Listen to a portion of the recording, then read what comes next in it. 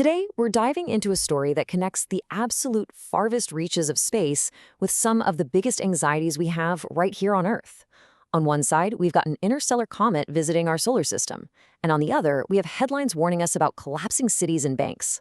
So how in the world did a cosmic visitor get tangled up with a very terrestrial crisis? That's the big question, isn't it? That is the mystery we are unpacking today. You've got astronomers tracking this object moving at just unbelievable speeds. And at the same time, you have economists warning us about this phenomenon that could literally hollow out our major cities. So what's the connection? How do these two stories even get linked?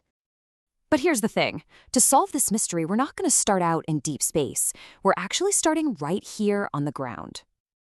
Okay, let's get into it.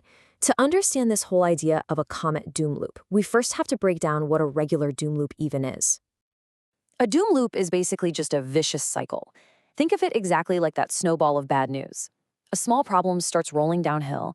It picks up more and more negative consequences, getting bigger and faster, until it feels almost impossible to stop. It's literally a problem that feeds on itself. And this isn't just some abstract theory, you know? This concept shows up in some very real and very serious scenarios.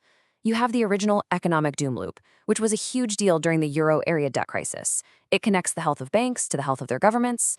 Then there's the newer urban doom loop, linking remote work to collapsing city revenues, and even a climate doom loop, where dealing with today's disasters leaves us with fewer resources to prevent tomorrow's. There are all these nasty, self-perpetuating cycles.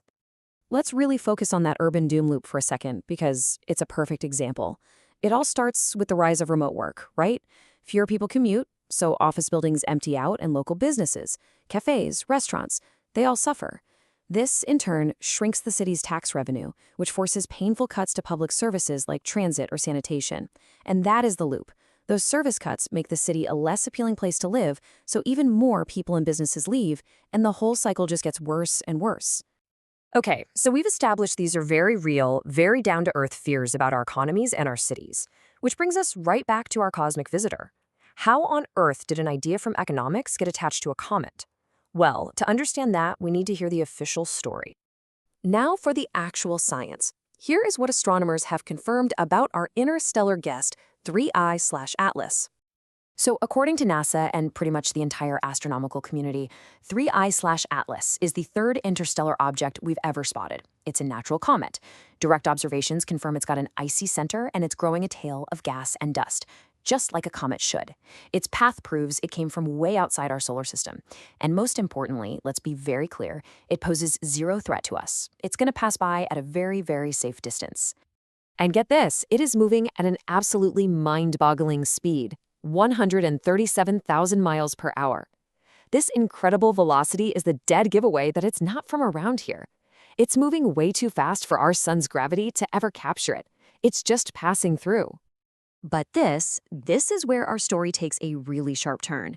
Because alongside that official scientific consensus, a far more speculative and honestly a way more controversial hypothesis emerged. And what's really interesting is how the authors of this theory frame their own work. They actually call it a pedagogical exercise, which is basically a fancy way of saying a thought experiment.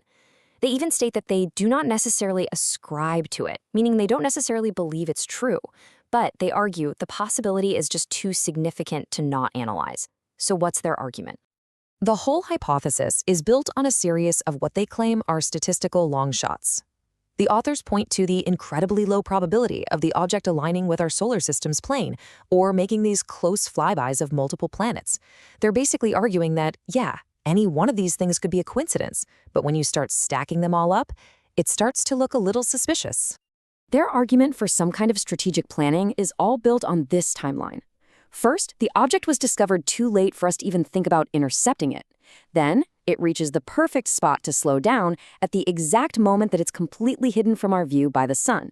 And if it were to deploy some kind of probe, the ideal arrival window would be late 2025. It all feels a little too convenient, doesn't it? But here is the central, critical conflict. The hypothesis paper was partly based on the claim, back in July 2025, that there was no evidence of it acting like a comet, but direct observations from just a month later, in August, definitively showed the object is active. It is growing a tail, just like a normal comet. So this is a direct contradiction between one of the paper's key premises and the actual scientific data. So why would an alien probe even be here? Well, the paper points to this chilling idea called the dark forest hypothesis. It suggests that in a universe full of potential threats, the smartest thing any civilization can do is stay completely silent. And if it detects another civilization, the safest bet is to eliminate it first, just as a precaution. This idea raises the stakes of the alien probe theory from just a scientific curiosity to a potential existential threat. And this brings us full circle. We have a real comet, we have very real anxieties on Earth, and we have this wild speculative theory. So what's the final verdict on the so-called comet doom loop? Well, here's the answer. The comet doom loop has absolutely no scientific basis. None whatsoever. The term was born online, where people took the very real concept of urban and economic doom loops and just sort of mashed it together with the unfounded speculation about the comet being a hostile alien probe. It's an internet phenomenon, not an astronomical one. And that's why, ultimately, this whole event serves as a kind of cosmic Rorschach test. You know, those ink blot tests? Are we really seeing a genuine threat from space?